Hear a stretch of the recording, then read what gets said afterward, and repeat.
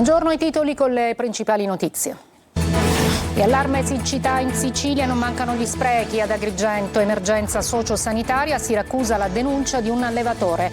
Manderò i bovini al macello.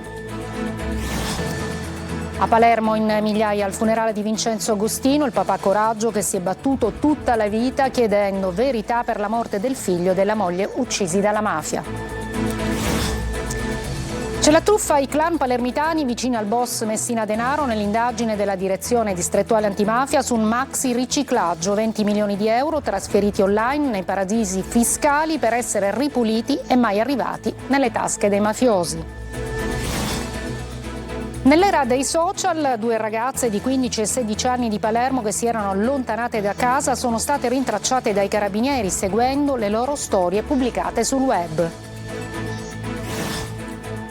Un gol per la solidarietà a Catania dedicato alla lotta alla violenza sulle donne e anche a degli aiuti per un sostegno a chi è in difficoltà. Tanti volti noti presenti domani allo stadio Massimino. Un viaggio al centro esatto della musica, tra le più belle canzoni di Ron, arriva in Sicilia lo spettacolo teatrale dell'artista che ha saputo attraversare le generazioni ed entrare nella storia della musica. Calcio, Catania in ritiro per preparare il match verità con il Benevento di sabato. Contro i campani, Zeoli ritrova Buà ma perde Marsura e Cianci.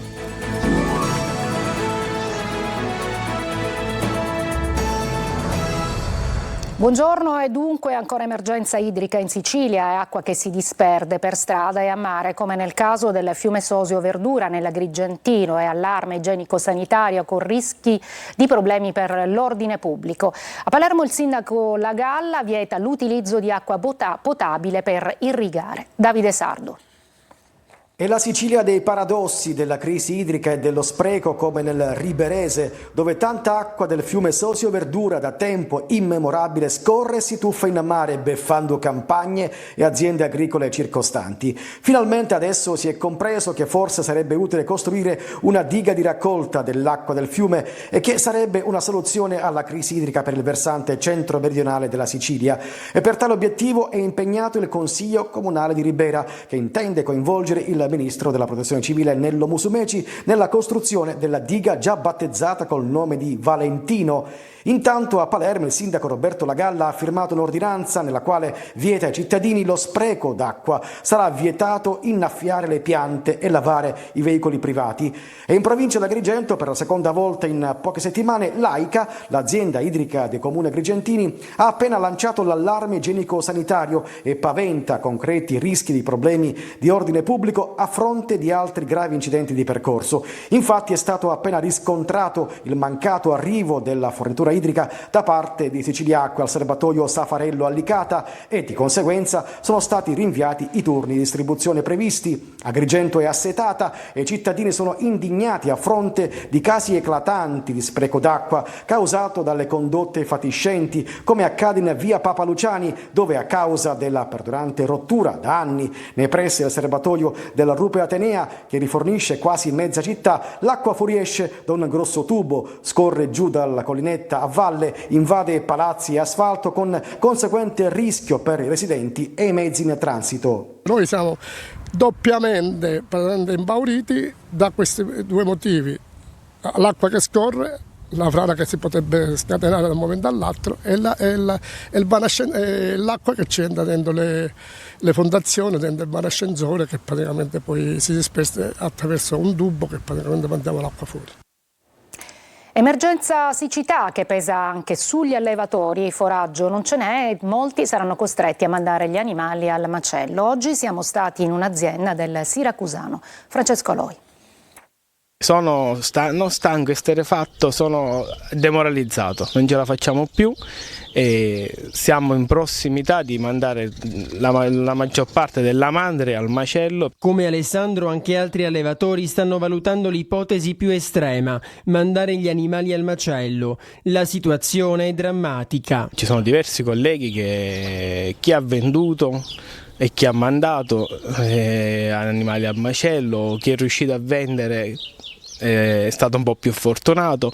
Qui siamo in un'azienda del siracusano a Melilli. Lui ha 150 bovini e farli mangiare diventa sempre più difficile. Questo è uno dei silos che doveva essere pieno di foraggio, invece, come vedete, è totalmente vuoto. Vista la siccità, dobbiamo iniziare a dare dell'alimentazione supplementare agli animali già dal mese di maggio e quindi ci comporta un maggior gravio di spese, perché dovremo arrivare da qui a settembre, sperando che a settembre arrivino le prime piogge. Siamo ad aprile, ma i terreni sono asciutti come se fosse estate. La siccità sta facendo pagare il conto a tutti, anche agli allevatori. La cosa non è drammatica, noi siamo arrivati già al capolinea, perché chi ha degli animali da accudire, da farli mangiare, siamo già arrivati, perché non abbiamo più niente da dargli a mangiare. La richiesta è sempre la stessa, le parole non bastano, servono aiuti economici che dovrebbero cadere come la pioggia, che purtroppo qui non c'è. In migliaia ai funerali di Vincenzo Agostino alla cattedrale di Palermo, l'ultimo saluto al guerriero sempre alla ricerca della verità sull'uccisione di suo figlio e sua nuora. Marco Bullà. La cattedrale è affollata da migliaia di persone, parenti, cittadini, personalità, tutti per dare un ultimo saluto a Vincenzo Agostino, morto domenica a 87 anni. Da 35 anni, da quel 5 agosto 1989, quando a Villa Grazia di Carini, Cosa Nostra, gli uccise il figlio Nino, poliziotto di 28 anni, e la moglie Ida, 19 anni, incinta di 5 mesi, aveva lottato alla ricerca della verità. Chi li ha uccisi e perché, si è sempre chiesto. I funerali questa mattina alla cattedrale di Palermo. Agostino aveva capito che l'omicidio di sua figlia e di sua nuora era maturato nello stesso ambiente in cui poi matureranno le stragi del 92 e del 93. Purtroppo questo paese non ha le risorse per fare conti con la propria storia. Quando ho preso la notizia per me è stato un colpo al cuore, perché sapevo che stava un po' male, però da morire no, non me lo aspettavo. Ecco, e spero che lassù in cielo si riunisca con i suoi cari e anche con i miei, perché a noi ci accumulano, diciamo, a lui hanno ucciso il figlio, a me il fratello. Era un guerriero alla ricerca della verità, ha detto di lui il nipote, e lo era davvero. Palermo lo ha capito e migliaia si sono ritrovati dentro e fuori la cattedrale per rendere omaggio a Vincenzo Agostino. E l'ombra del guerrier, del questore Arnaldo La Barbera, accusato dalla procura di Caltanissetta di essere stato l'uomo dei depistaggi, compare anche nelle indagini sull'omicidio di Nino D'Agostino, il giovane poliziotto, la cui morte diede inizio alla protesta appunto del padre. Sentiamo Maglio Viola. Con la morte di Vincenzo Agostino scompare dalla scena palermitana una figura scomoda. Scomoda perché fino alla fine ha lottato per la verità, ma lo Stato ha dimostrato di non essere in grado di dargli le giuste risposte a lui come all'intera società civile. L'omicidio di suo figlio, l'agente di polizia Nino Agostino, assassinato il 5 agosto del 1989 davanti al cancello di casa insieme a Ida Castelluccio, la moglie incinta di 2 mesi, sembra destinato a restare uno dei grandi misteri italiani. Di recente anche in questo mistero è comparsa l'ombra del questore Arnaldo La Barbera, a capo di una task force che la procura di Caltanissetta indaga da tempo per depistaggio. Il procedimento per La Barbera si è estinto con la sua morte, ma sotto processo ci sono ancora i suoi uomini, Mario Bo, Fabrizio Mattei e Michele Ribaudo, accusati del depistaggio delle indagini sulla strage Borsellino. Ma La Barbera già nel 1989 avrebbe tenuto in un cassetto una relazione di servizio del compagno di pattuglia di Agostino, che subito dopo l'omicidio metteva nero su bianco informazioni sulle indagini che Agostino stava svolgendo da infiltrato.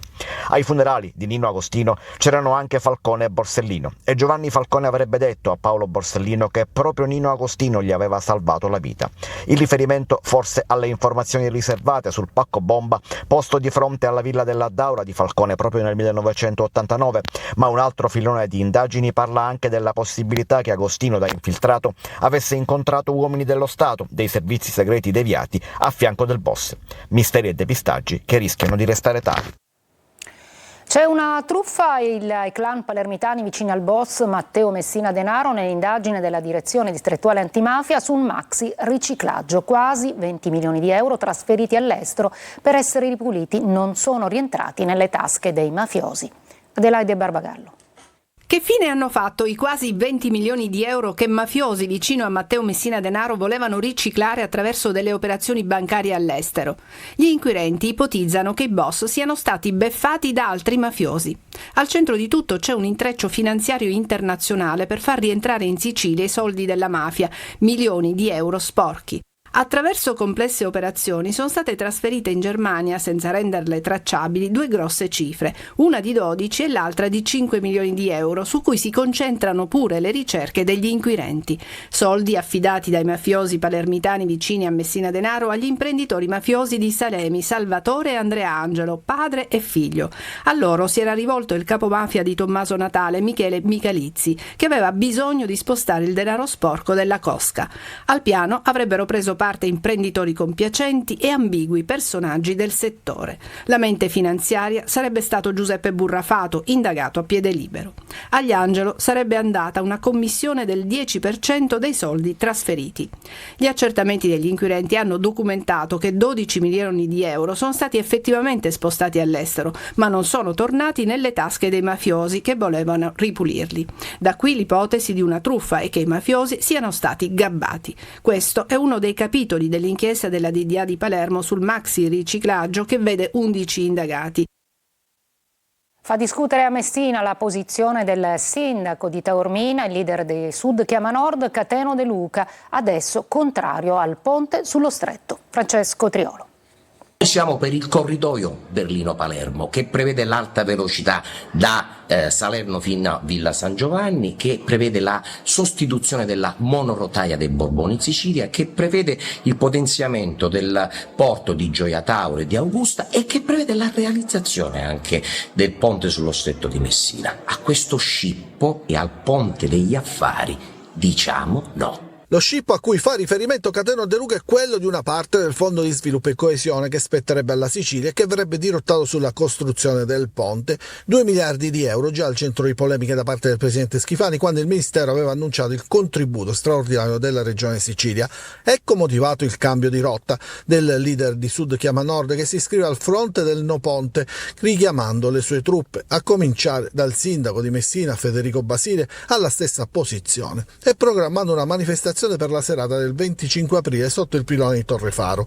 Per la Lega è il vento elettorale, quello dell'Europea, ad aver fatto cambiare idea a De Luca, mentre il comitato Ponte Subito ha chiesto le dimissioni da sindaco sia di De Luca che di Basile per aver tradito gli elettori schierandosi contro il ponte sullo Stretto e rinnegando il programma elettorale con cui hanno vinto le elezioni.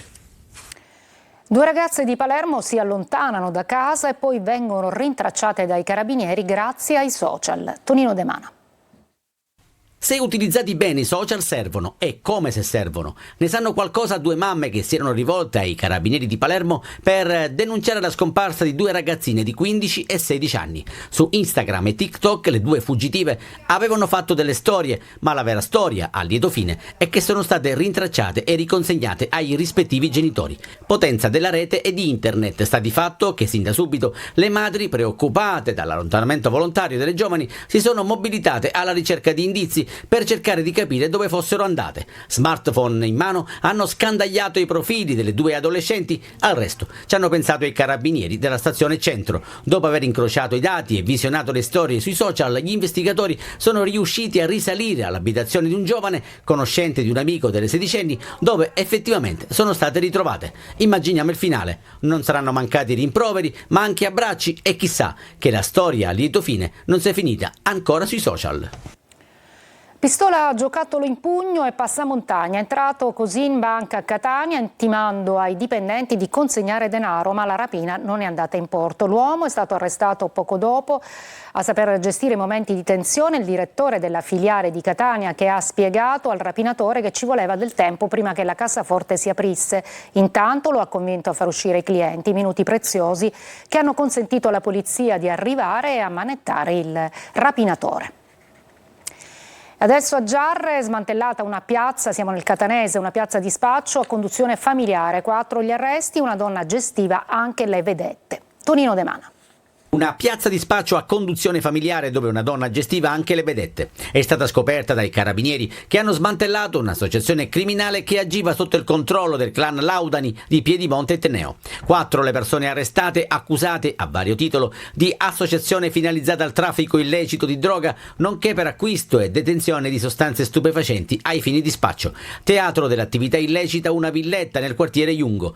Nell'ambito dell'operazione Tigre Reale, coordinata dalla DDA e condotta dai carabinieri di Giarre, risultano indagate altre 20 persone. Al vertice dell'associazione c'erano Maurizio Viscuso, in stretto contatto con Antonio Di Mauro, e Stefano Mario Sciacca, quest'ultimo incaricato di essere il cassiere dei proventi illeciti. Insieme avrebbero messo in piedi un vero e proprio supermarket della droga, fonte giorno e notte di approvvigionamento di cocaina e marijuana, protetto da misure di sicurezza mirate ad eludere gli eventuali blitz delle forze dell'ordine. L'indagine avrebbe consentito di accertare la partecipazione all'organizzazione di spaccio anche dei figli di Viscuso, Salvatore e Giuseppe, e della moglie Rosa Arcidiacono, che si sarebbe occupata di diffondere le direttive del marito agli altri appartenenti al gruppo. Nel corso delle indagini è emerso anche il pestaggio di un pusher che aveva osato mettere in dubbio la qualità della cocaina acquistata. L'attività di indagine, effettuata dal settembre 2019 al giugno 2021, ha portato all'arresto di 10 pusher e al sequestro di oltre 1 chilo di marijuana e 300 grammi di cocaina. Scoperta una piantagione di marijuana in un bunker ricavato in un appezzamento di terreno a Francofonte nel Siracusano. Gli investigatori hanno scoperto, lo vediamo nelle immagini, che dal piatto della doccia del bagno era possibile con un montacarichi raggiungere il locale sotterraneo trasformato in una serra per la coltivazione di stupefacenti. Sequestrate 119 piante e 13 kg di marijuana. Il piano rifiuti della Regione e i 2 termovalorizzatori previsti a Catania e a Palermo. A che punto è la differenziata? Ne parleremo oggi a Sicilia 24 Focus, in onda dopo il TG. Con Lorena Dolci, il docente di impianti Giuseppe Mancini e il presidente della SRR di Catania Francesco Laudani. Messaggi alla linea WhatsApp 342 74 55005. Appuntamento così dunque su Telecolor alle 14.30 in streaming sulla Sicilia Web. Adesso ci fermiamo, una breve pausa, torneremo con il gol per la solidarietà.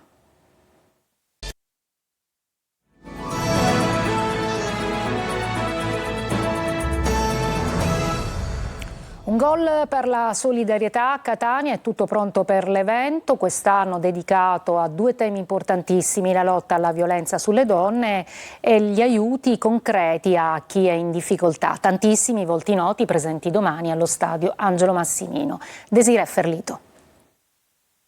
Catania si prepara a vivere uno dei momenti più attesi dell'anno, un gol per la solidarietà, giunta alla sua 16ª edizione.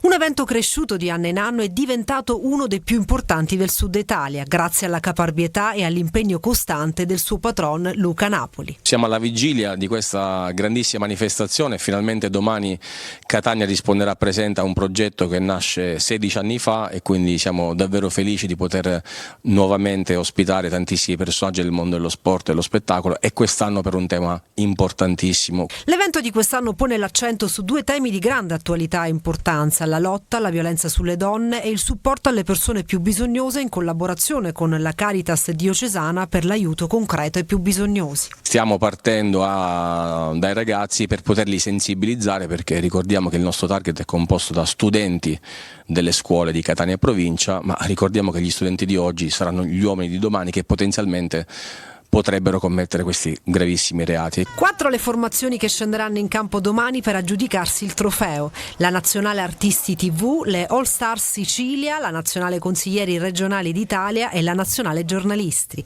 Tra i volti noti presenti domani la bellissima attrice Ester Pantano. Domani avremo questa bellissima, bravissima attrice catanese e quindi oltre a lei ovviamente decine e decine di artisti che saranno presenti in campo, tutti uniti ovviamente per sviluppare questo progetto che è molto importante. Oltre a Chiara Squaglia, che sarà il volto femminile di Striscia la Notizia, sarà presente Jimmy Ghione, che è uno di quelli che totalmente riesce a raggruppare tantissima stima e apprezzamenti da parte dei ragazzi, ma non solo. Domani, soltanto domani, ci si potrà recare alle 8, dalle ore 8 ai botteghi Spedini di Piazza Spedini per acquistare gli ultimi biglietti di Curva Nord, dato che la tribuna A, la tribuna B e la Curva Sud risultano già esaurite da settimane. Un momento di festa e aggregazione per la città di Catania, che vede anche la partecipazione di molti giovani. Tantissime le scuole e le famiglie che riempiranno domani gli spalti. Una breve pausa e poi il calcio con il Catania che si prepara alla sfida salvezza contro il Benevento.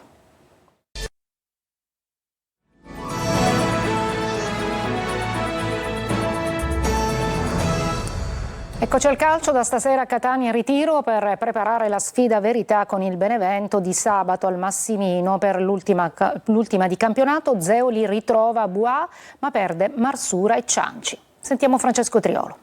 Tutta la settimana in ritiro sino alla partita decisiva con il Benevento. Dopo la sconfitta con il Sorrento maturata al termine dell'ennesima prestazione deludente, il Catania non ha che l'ultima gara casalinga per evitare i play-out. Così la società, per prepararla al meglio e nel tentativo di scuotere una squadra parsa ancora una volta molle e inconcludente, ha deciso di mandare la squadra di Zeoli in ritiro a partire da oggi, subito dopo la prima seduta della settimana.